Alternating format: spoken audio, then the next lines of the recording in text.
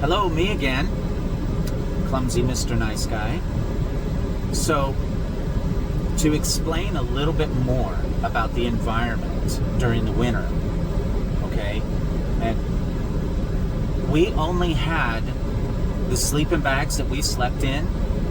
At first, they were only regular camping sleeping bags, so they were not for winter weather at all. Okay? And I think there was only 1 year that we had to go through that. One winter. And I remember during every winter, we would wake up with snow on our sleeping bag. Literally snow piled on our sleeping bag. And I always slept with my sleeping bag over my head. That's just how I chose to sleep. And I did that because it was kind of like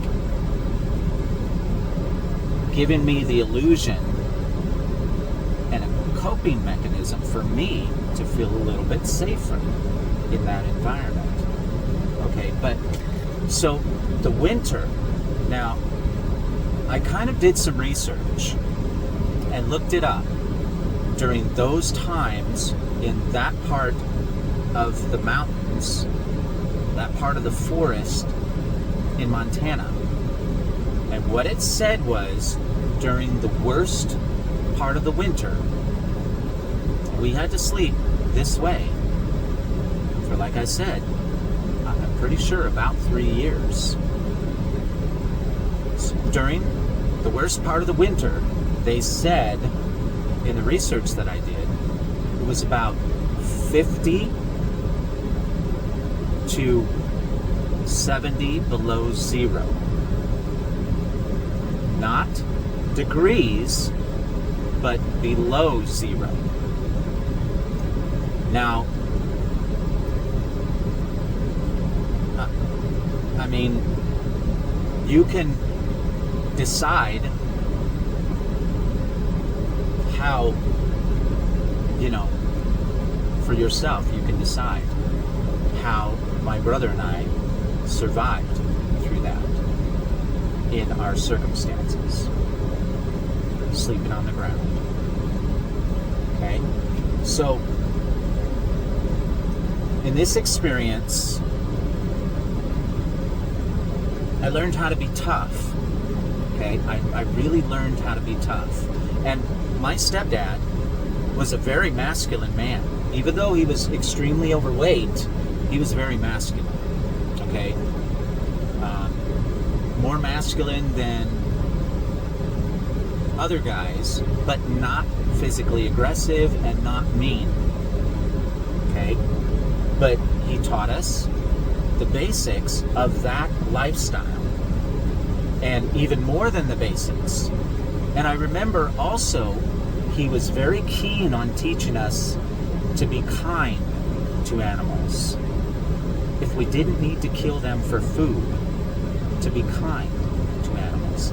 And how I learned this, one day, he had bought me a bow and arrow set, and I took it out. I think I was 8 years old at this time. And I took it out, and we would see groundhogs, okay, during the summer. And I took it out, and I decided one day that I was going to hold my arrow back and put it right above a groundhog that was sitting right at the top of his hole in the ground. And he was looking up at me at the time that I was pulling the arrow back. And I let it loose. And I killed that groundhog. And my stepdad saw it and rushed over to me, and he grabbed my arm and he said, "What are you doing?" And in so many words, he said, "You should have never done that. That was wrong." And he explained, did that groundhog bother you, or try to kill you, or try to hurt you? And did you try to kill it for food? And he said, when I answered, because I said, no, I was just doing it for fun. He says, that's why it was wrong. And he looked me sternly in the face and he said, "Don't ever do anything like that again. You should not kill unless you need to hear about the wildlife." And I thought about that, and I carried that throughout my life. And that taught me how to appreciate and respect and even love nature and animals. And that's the type of man he chose to be. And here we were, his stepchildren, and he really treated us in those 5.5 years like we were his own children. And we all felt that he really intentionally and genuinely loved us. So we had the joy and the happiness of the experience of this man coming into our life. And I believe that somehow it was God that brought him into our journey of our life so that we could have this experience with him to possibly save us from any other experience that could have been much worse than what he chose to bring us through. And I will never forget that about him. And after learning this and understanding this myself, but I will never forget the man that he chose to be with us. And he never changed. He was always the same the whole time, 5.5 years.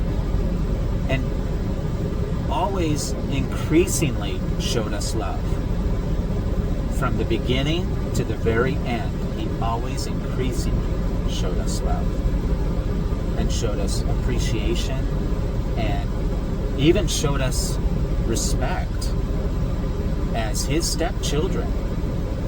And but he always took it upon himself to be the parent figure and teach us right from wrong in the environment that we were living in, of what he could teach us and how he could show us right from wrong. He took that personally, that responsibility. And it was always him. It was never him and my mother together that was doing this for us. It was always him personally. So, and I remember that specifically. But that's the type of man that he, like I said, that he chose to be. We are his stepchildren, and he chose to just pour out his love and his knowledge upon us. And that always stayed with me, and that touched each one of us, and to the point it touched my older brother, the one that's 1.5 years older than me. It touched him to the point where he fell apart when he passed away. So I want to make it clear, and I want to make, this,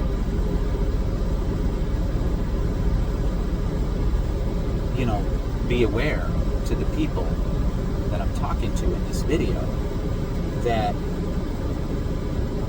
he chose to be this way. He was our stepdad. We had other stepdads, but he chose to specifically himself, through his actions, and with his heart, with his mind, to be this way with us, individually and collectively. And we never felt like he played favorites. We really never felt like he had favorites between us. We never did. We never thought that he was unkind or mean or abusive or any of that. We never thought that about this man. And his name is Fred. And I will never forget the type of man that he chose to be. And it helped me shape who I am today. From those years that he was with us.